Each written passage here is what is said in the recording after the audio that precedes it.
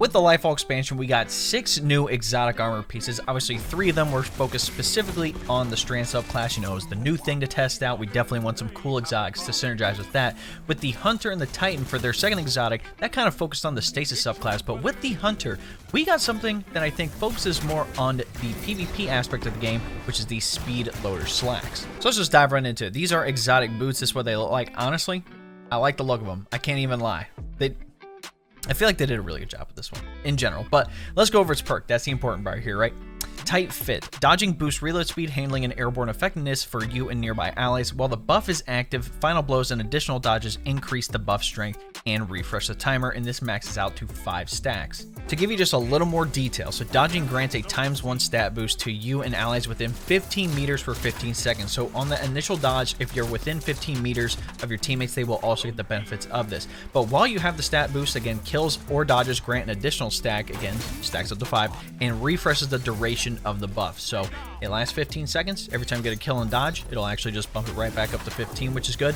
Then also, allies within 10 meters receive the same stack amount of stat boost as the owner when the buff is refreshed. So if you already have ×1 and you get a kill or dodge, and that bumps it up to ×2, any ally within 10 meters also now gets that ×2 or more stack onto them as well. Now for the bonuses specifically, Airborne Effectiveness goes up from 1 to 5. So again, it starts off at 30, bumps up to 35, then 40, 45, and then 50. And then with handling and reload speed, again, these are just average numbers, so keep that in mind. But for the first stack, both handling and reload speed go up to 40, and then go up to somewhere between 40 and 45. Then for tier 3, it's 45, then 50, and then up to 55. So again, there are a lot of bonuses with this exotic as long as you can chain kills or get dodges. Now, obviously, in a PvE setting, this exotic doesn't really have a place. I mean, airborne effectiveness in general isn't something that you really focus on. In PvE, it's like, oh, I can hit the raid boss while I'm in midair. It's like, that doesn't really matter, but there are just so many other hunter exotics that are just really good on all the subclasses in general. That's why I want to specifically talk about this exotic when it comes to PvP. So let's talk about the Crucible. How well does this exotic perform? Is it a good, viable option compared to other exotics? So in general, day one when this exotic came out, my first thought was that this really seems similar to another exotic we have called the Dragon Shadow. Now, the Dragon Shadow essentially functions the same way as Speedloader Slacks. So again, dodging reloads all weapons and increases movement and weapon handling speeds for a short time. Now, there really is no way to refresh this buff like with Speedloader Slacks, again, getting a kill, allowing for an even better buff to allow it to last longer, essentially. There really isn't a way for us to do this with the Dragon Shadow.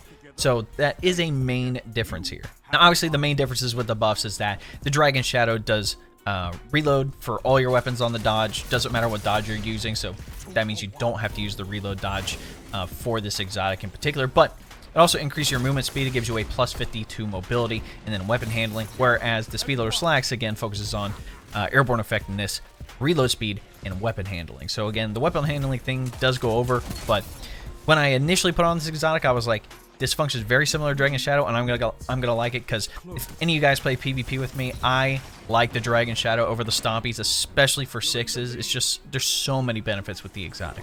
Now to get to the big question of, do I think this exotic is good? Do I think it's better than other exotics? In my opinion, I think it's probably one of the better PvP focused exotics that we get. Obviously, the Stompies take the cake. Like I mentioned, I really enjoy the Dragon Shadow. A lot of people are using the Ahamkara Spine just because of the very powerful trip mine. Obviously, Wormhusk Crown is still very popular. I think utilizing the dodge and having the exotic basically say, hey, if you want to keep this up, you have to continually chain kill. So it is a fast-paced type of exotic. So if you do like to play that way, again, there is a bonus to that with this exotic. Plus, the one thing that I really enjoyed too was that I can also give this benefit to teammates. This is also one exotic for the Hunter that actually can benefit more than just yourself. You can actually buff teammates. That's why I like using this in 6s. Plus, if you use this on top of the Acrobat's dodge on the Solar subclass, not only do you just give the buffs from the exotic reload speed, handling, and airborne effectiveness, you also give them Radiant, which is that bonus damage, which, as we know, having a faster TTK in the Crucible is always something that you're going to want to have.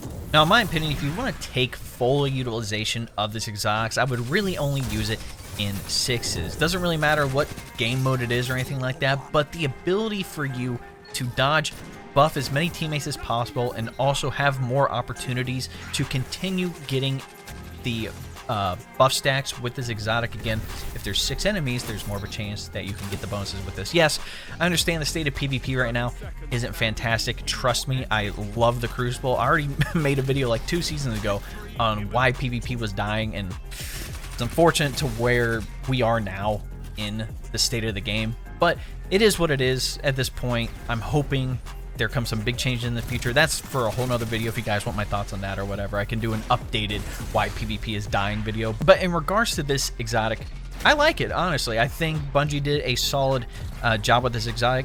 It's honestly nothing too game-breaking if you think about it. Like, yes, Airborne Effectiveness, we got all those changes and it kind of stinks, but having an exotic for the Hunter that gives a bonus to that on top of buffing your teammates, I think is a good addition to the PvP space. Anyway, guys, that is my thoughts on the Speedloader Slacks Exotic Hunter boots. Like I said, I personally like them, but let me know what you guys think in the comments. Do you like them? Do you not like them? Is there a change that you think could be made with this exotic? Again, I'm definitely willing to hear you out in the comments. I'm testing stuff out in this game all the time. But if you like what you saw, be sure to drop a like on the video, subscribe to the channel, and then turn on the bell next to notifications so you don't miss out on another video here on the channel. If you didn't know, we actually live stream 3 days a week, Tuesdays, Thursdays, and Friday evenings at 9 p.m. Eastern.